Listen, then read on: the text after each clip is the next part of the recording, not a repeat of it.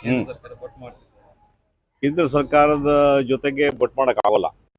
ಯಾವಾಗ white paper ಲೇ ಮಾಡಿದ್ರು ಅದರಲ್ಲಿ ಅವರ 10 ವರ್ಷ, ಮೋದಿಜಿಯವರ 10 ವರ್ಷ ಸ್ಪಷ್ಟವಾಗಿ ಎಡಾಗೋಯ್ತು.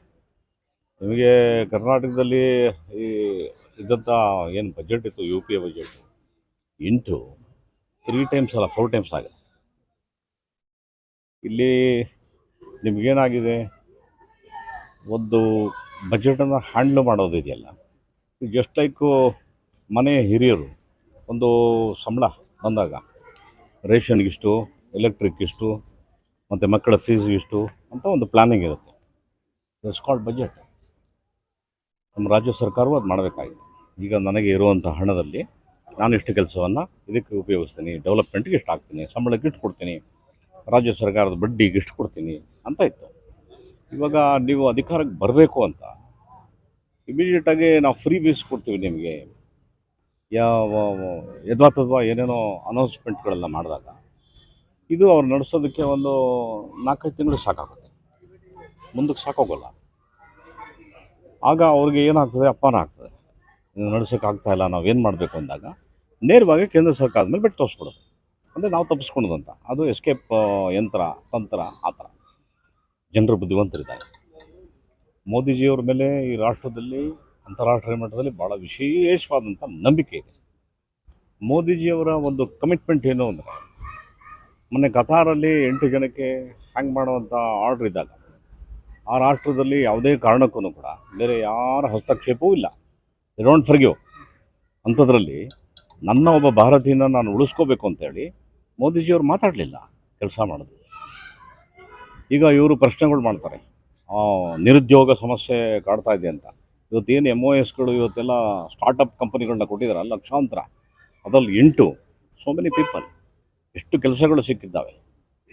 ಎಲ್ಲದರಲ್ಲೂ ಭಾಳ ಅದ್ಭುತವಾಗಿ ಮೋದಿಜಿಯವರ ಕಾರ್ಯಕ್ರಮ ವಿಶೇಷವಾಗಿದೆ. ಇದು ಹೌಸಲ್ಲಿ ಎಳೆಯಾಗಿ ಬಿಡಿಸಿ ಅವ್ರಿಗೆ ಹೇಳಿದಾಗ ರಾಷ್ಟ್ರ ಮಟ್ಟದಲ್ಲಿ ನಾನೇ ಸಾಕ್ಷಿ, ಯಾರೊಬ್ಬರು ಕೂಡ ಎದ್ದು ನಿಂತು ಮಾತಾಡುವಷ್ಟು ಸೌಜನ್ಯ ಇಲ್ಲ. ಯಾಕೆ ಅಂದರೆ ಬಿಕಾಸ್ ದೇ ನೋ ಅವ್ರು ನಾವು ತಪ್ಪು ಮಾಡ್ತಾ ಇದ್ದೀವಿ ಅಂತ ಗೊತ್ತು. ಹಾಗಾಗಿ ಅವ್ರು ಏನೂ ಹೇಳೋಕ್ಕಿಲ್ಲ, ವಿಷಯನೇ ಇಲ್ಲ ಅವ್ರ ಹತ್ರ. ಪ್ರತಿ ವಿಷಯ ಮೋದಿಯವರೇ ಎಕ್ಸ್ಪ್ಲೈನ್ ಮಾಡಿ ಹೇಳಿದ್ರು. ಅದು ವಿಶೇಷವಾಗಿ ನಮ್ಮ ರಾಷ್ಟ್ರಕ್ಕೆ ನಿರ್ಮಲಾ ಸೀತಾರಾಮನ್ ಅಂತ ಒಂದು ಅದ್ಭುತ ಅರ್ಥ ತಜ್ಞೆ ಅಂದರೂ ಕೂಡ ತಪ್ಪಾಗಲ್ಲ. ಎಷ್ಟು ಚೆನ್ನಾಗಿ ಅದ್ಭುತವಾಗಿ ಯಾವ್ಯಾವ ರಾಜ್ಯಕ್ಕೆ ಏನೇನು ಆಗಬೇಕು, ಹೆಂಗೆ ಮಾಡಬೇಕು, ಯಾವುದೇ ಒಂದು ಡಿಲೇ ಇಲ್ದಂಗೆ ಪೇಮೆಂಟ್ಸ್ಗಳನ್ನ ಮಾಡಿದ್ದಾರೆ. ಈಗ ಪಾಪ ಇವರು ಹಣೆಬರ ಏನಾಗಿದೆ ಅಂದರೆ, ಇವಾಗ ನಾವು ಈ ಗ್ರಾಮೀಣ ಭಾಗದಲ್ಲಿ ಒಂದು ಮಾತನ್ನು ಹೇಳ್ತೀವಿ. ಹೇಗೆ ಅಂದರೆ, ಯಾರಾದರೂ ನಿಮ್ಮನ್ನ ಮಾತಾಡ್ಸೋಕೆ ಬಂದ ತಕ್ಷಣವೇ ಅವ್ರ ಮೇಲೆ ಗಲಾಟೆ ಮಾಡಿಬಿಡ್ಬೇಕು. ಐ ಕುತ್ಕೊಳ್ಳಿ, ಐ ನಿಂತ್ಕೊಳ್ಳಿ ಅಂತ ಅಂದಿದ ತಕ್ಷಣ ಹೆದರ್ಕೊಬಿಡ್ತಾನೆ ಅವನು. ಈ ಸಿಸ್ಟಮ್ನ ಮಾಡ್ತಾ ಇದ್ದಾರೆ ಇಲ್ಲಿ, ಈ ಸಿಸ್ಟಮ್ನ ಮಾಡ್ತಾರೆ. ಇನ್ನೊಂದು, ಈ ರಾಷ್ಟ್ರನೂ ಹೆಮ್ಮೆ ಪಡಬೇಕು, ರಾಜ್ಯನೂ ಹೆಮ್ಮೆ ಪಡಬೇಕು, ನಾವು ಕೂಡ ಹೆಮ್ಮೆ ಪಡಬೇಕು. ಇವತ್ತರೆಗೂ 10 ವರ್ಷದಲ್ಲಿ ಒಂದೇ ಒಂದು ಸ್ಕ್ಯಾಮ್ ಇಲ್ಲದೆ ಇರುವಂಥ ಗೌರ್ಮೆಂಟ್ ಯಾವುದಂದ್ರೆ ಮೋದಿ ಸರ್ಕಾರ. ಅಷ್ಟು ಅದ್ಭುತವಾಗಿ ಇವತ್ತು ಆರ್ಥಿಕವಾಗಿ ನಮ್ಮ ದೇಶನ ಎಷ್ಟು ಸದೃಢ ಮಾಡಿದ್ದಾರೆ ಅಂದರೆ, ನಾವು 10ನೇ ಪ್ಲೇಸ್ 11ನೇ ಪ್ಲೇಸಲ್ಲಿದ್ವಿ. ಈ ಪ್ರಾಮಿಸ್ಡ್ ನಾವು 5ನೇ ಪ್ಲೇಸಿಗೆ ಬರ್ತೀವಿ ಅಂತ 5ನೇ ದಿನ 4ರಿಂದ ಹತ್ರ ಬಂದಿದ್ದೀವಿ ನಾವು ಇವಾಗ. That is the brain, how to handle. ನಾನು ಆರಂಭದಲ್ಲಿ ನಿಮಗೇನು ಹೇಳಿದೆ, ಮನೆಯಲ್ಲಿ ಒಬ್ಬರು ಯಜಮಾನರು ಹೆಂಗೆ ಹಣನ ವ್ಯಯ ಮಾಡಬೇಕು, ಯಾವುದಾದಕ್ಕೆ ಮಾಡಬೇಕು, ಅದು ಮೋದಿಯವ್ರಿಗೆ ತುಂಬ ಚೆನ್ನಾಗುತ್ತೆ. ಇವತ್ತಿಲ್ಲಿ ಅಕ್ಕಿ ವಿಚಾರಕ್ಕೆ ಬನ್ನಿ, ಏನು ಹೇಳಿದ್ರು ನಿಮಗೆ, 10 kg ಅಕ್ಕಿ ನಾವು ಹೆಂಗಿತ್ತು ವಾಯಿಸೋದು. ಇವತ್ತು ಯಾಕಿಲ್ಲ, ಕೊಡೋಕ್ಕಾಗ್ತಾಯಿಲ್ಲ. ಬಟ್ ಮೋದಿಜಿಯವರು ಇನ್ನೂ 5 ವರ್ಷಕ್ಕೆ ಎಕ್ಸ್ಟೆಂಡ್ ಮಾಡಿದ್ರು. ಈಗ ಅದನ್ನು ಕೂಡ ಒಂದು ಕಮೆಂಟ್ ಮಾಡ್ತಿದ್ದಾರೆ. ಯಾಕಂತಂದ್ರೆ ಕೇಂದ್ರ ಸರ್ಕಾರ ಈಗ ಭಾರತ್ ಬ್ರ್ಯಾಂಡ್ ಮೇಲೆ 29 ರೂಪಾಯಿ ಕೆಜಿಗೆ ಅಕ್ಕಿ ನೀವು ಎಷ್ಟು ಕೇಳಿದ್ರಿ? ಸೊ ಈಗ 34 ರೂಪಾಯಿ ನಮ್ಗೆ ಅಕ್ಕಿ ಕೊಡ್ಲಿಲ್ಲ. ಆಗ ಅಲ್ಲಲ್ಲ, ನೀವು ಎಷ್ಟು ಕೇಳಿದ್ರಿ? ನೀವು ಮೋದಿಯವ್ರ ಅಕ್ಕಿನ ತಗೊಂಡು ನಿಮ್ಮ ಫೋಟೋನ ಚೇಂಜ್ ಮಾಡಿ ನೀವು ಮಾಡೋ ಬದಲು ಮೋದಿಯವರು ನೇರವಾಗಿ ಮೋದಿ ಗ್ಯಾರಂಟಿ, ಅದು ನಿಮ್ಮ ಮನೆಗೆ ನಾವು ಅಕ್ಕಿ ಕಳಿಸ್ತೀವಿ ಅಂತಂದು ಕೊಡ್ತಾ ಇದ್ದಾರೆ ಅವರು. ಸಿ ದಟ್ ಈಸ್ ದಿ, ಒಂದು ಕಾಲದಲ್ಲಿ ಇಂದಿರಾ ಗಾಂಧಿಯವರು ಕೆಂಪು ಜೋಳ ಕೊಟ್ಟರು ಅಂತ 50 ವರ್ಷದಿಂದ ಒಂದೇ ಕತೆ ಹೇಳ್ತಿದ್ದಾರಲ್ಲ. ಇವತ್ತು ಮೋದಿಜಿಯವರು ಅದ್ಭುತ ರಸ್ತೆ ಕೊಡ್ತಿದ್ದಾರೆ, ಅಭಿವೃದ್ಧಿ ಮಾಡ್ತಿದ್ದಾರೆ, ಗ್ಯಾಸ್ ಕೊಟ್ಟಿದ್ದಾರೆ. ಇವಾಗ ಮಾಡ್ತಾರಂಥ ಎಲೆಕ್ಟ್ರಿಕ್ ಪ್ರೋಗ್ರಾಮ್ ಇದೆಯಲ್ಲ, ಅದು ಸಕ್ಸಸ್ಫುಲ್ ಆಯಿತು ಅಂದರೆ ಅನದರ್ 2 years ಒಂದೇ ಒಂದು ನಯಾ ಪೈಸೆ ಅಲ್ದಂಗೆ ಎಲೆಕ್ಟ್ರಿಕ್ ಬರುತ್ತೆ. ಪ್ರತಿಯೊಬ್ಬ ಅವನವನೇ ಎಲೆಕ್ಟ್ರಿಕ್ ಜನ್ರೇಟ್ ಮಾಡ್ಕೊಳ್ಳೋಂಥ ಬ್ಯೂಟಿಫುಲ್ ಕಾರ್ಯಕ್ರಮ ಮಾಡ್ತಿದ್ದಾರೆ. ಹಾಗೆ ಅದ್ಭುತವಾದ ಕೆಲಸ ಮಾಡಿದಂಥ ಮೋದಿ ಸರ್ಕಾರವನ್ನು ಹೆಂಗಾದರೂ ಮಾಡಿ, ಇದು ಚುನಾವಣೆ ಸಮಯ, ಈ ಸಮಯದಲ್ಲಿ ನೀವು ಎಷ್ಟಾಗುತ್ತೋ ಅಷ್ಟು ಅಪಾದನೆ ಮಾಡಿ ಜನ ನಂಬಿಸ್ಬೇಕು. ಒಬ್ಬ ಮನುಷ್ಯನ ಮುಂದೆ ಒಂದು ಮಾತನ್ನು 10 ಸರಿ ಹೇಳಿದಾಗ ಅವನು ನಿಜ ಅನ್ಕೊತಾನೆ. ಆ ಪ್ರಯತ್ನ ಅವ್ರು ಮಾಡ್ತಿದ್ದಾರೆ. ಮೋದಿಯವರು ಮಾತಾಡೋದಿಲ್ಲ, ಕೆಲಸ ಮಾಡ್ತಾರೆ. ಗ್ಯಾರಂಟಿಗಳಿಗೆ ಭವಿಷ್ಯದ ಅಂತ ಅನ್ಸುತ್ತೆ ಚುನಾವಣೆ ನಂತರ. ಈಗ ಸಾಧ್ಯ ಇಲ್ಲ. ನೋಡಿ sir, it's a simple mathematics. ನಾನು ನಿಮಗೆ ಅವಾಗಲೇ ಹೇಳ್ದಂಗೆ, ನಿಮಗೆ ಎಷ್ಟು ವರಮಾನ ಇದೆ ಅದು ತಕ್ಕನಾಗಿ ನೀವು ಸಂಸಾರ ಮಾಡಬೇಕು.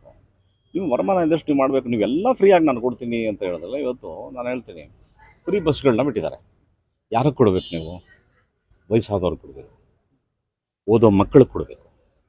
ಮಕ್ಕಳೆಲ್ಲ ಪಾಪ ಇವತ್ತು ಒದ್ದಾಡಿಕೊಂಡು ರೋಡಲ್ಲಿ ಬಸ್ ಸಿಗಲ್ಲ ಅಂತ ಓದಾಡ್ತಿದ್ದಾರೆ. ಬಟ್ ಇವತ್ತು ಬಿಟ್ಟು ಶೋಕಿ ಮಾಡೋರೆಲ್ಲ ಬಸ್ನಲ್ಲಿ ಓಡಾಡ್ತಾ ಇದ್ದಾರೆ.